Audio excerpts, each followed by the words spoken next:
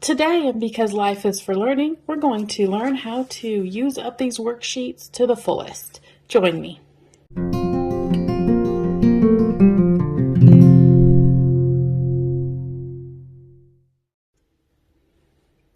Hello and welcome back to Because Life is for Learning.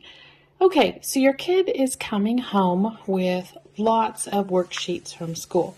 These are some worksheets from kids that I work with in tutoring. And I want to show you how you can go over those worksheets with them again and to get more mileage out of them. And then you don't have to pay for a workbook from the store. And, you know, a workbook from the store may not be in your budget. And so this is a good way to help your student get the most out of these.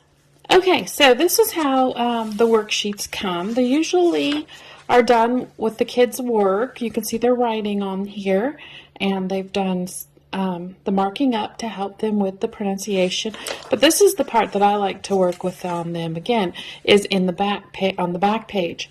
I have the student, she reads a story to me again, word by word, and then we pick up different color crayons, and then I ask her to find all the words that are what and what, and then she finds them in circles, and sometimes I say underline. Obviously you can tell apple was red, and she can help visually recognize what she had worked on in reading, because reading's a struggle for her.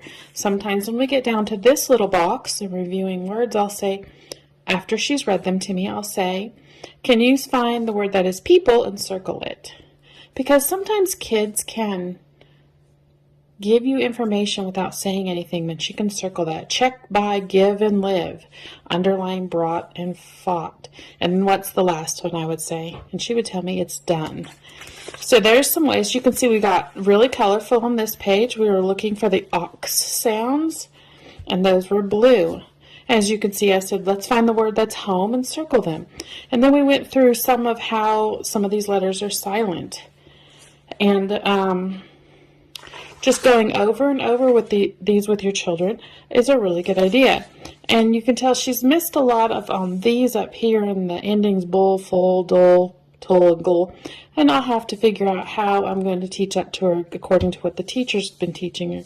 Then she'll reread the story, and she's circled and underlined and colored in and all those fun things. And she actually really enjoys that instead of just always reading it to me. She reads it, we find words, and sometimes I'll say, how do you spell Matt? And she'll pronounce it Matt, and then she'll tell me how to spell it. These are more like preschool papers. Preschool papers are really easy to use. We have working on fine motor skills by tracing the outline of the tiger with an orange. We can outline the T box. We can trace the big letters up here, these big ones. We can use this instead of our name with lots of T's. We can practice our T's down here. We use this page about 5 or 6 times before we're totally done with it. We don't fill in every T right away. See, we have not done the back yet other than tracing and working on our fine motor skills and working on staying inside the lines, which is another fine motor skill. Fine motor skills are very important between the ages of 4 and 9, especially. It helps them with their handwriting. This is a 4-year-old's handwriting right here. And we talked about what went together. You know, we X'd out what didn't, X out the bowl of cereal, just finding things like that. And reusing and only coloring the tail, working on those fine motor skills. Reuse every worksheet that comes home, go over it with them again and again. And we do it with a reward at the end, stickers. So some kids will work for stickers. I try not to use food as a reward because they love stickers even more than food. So I hope this helps you with, you know, using up every inch of that space. And we still have more space to make some E's. This is a hard one for her, but she's kind of getting it. You can tell it's an E. And we will sometimes not do the back of the page, and we'll do that one later. And we've worked on 6. We still haven't even colored the apples yet to work on those motor skills to stay within the lines.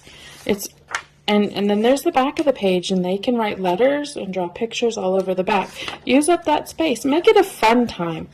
Don't make going over the worksheets a bore or painful. If you only can do it for 10 minutes and make it fun, start there. That's great. So have success.